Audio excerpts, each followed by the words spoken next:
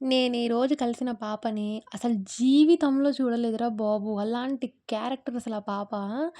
అరే! ఎంత ఏజ్ ఉందిరా ఆ పాపకి నేను చూపిస్తాను. ఇయాల మార్నింగ్ లేవడంతోటే నేను తలస్నానం చేసేసి ఇయాల శనివారం దీపం పెట్టేసి పూజ అయిపోయింది. ఇంట్లో వెజిటబుల్స్ ఏం లేవు. అయితే ఇంకా టమాటాలుంటే పప్పేసేసాను. ఇంకా మార్నింగ్ పూజ అయిపోయింది. మొత్తం అంతా పైన పిచ్చుకలైతే ఒకటే ఒర్రుతున్నాయి. ఎంత అంటే ఇదేం చేస్తదిలే మమ్మల్ని అనన్నట్టు ఫీల్ అయిపోతున్నాయి అవి.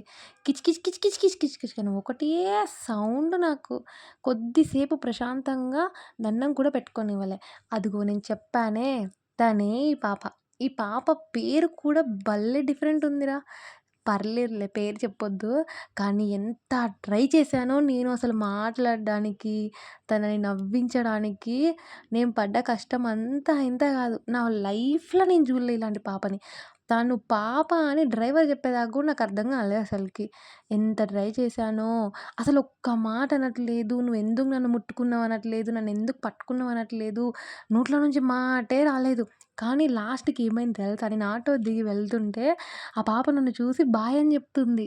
అసలు నేనైతే చాలా అంటే ఎంత ప్యాంపర్ చేశానో, ఎన్ని సార్లు అడిగానో, అసలేమైంది నిద్రొస్తుందా ఎంత అడిగినా కూడా అస్సలు ఆ పాప చేతులు చూసారా ఎంత చిన్నగున్నాయి నా చేతులు.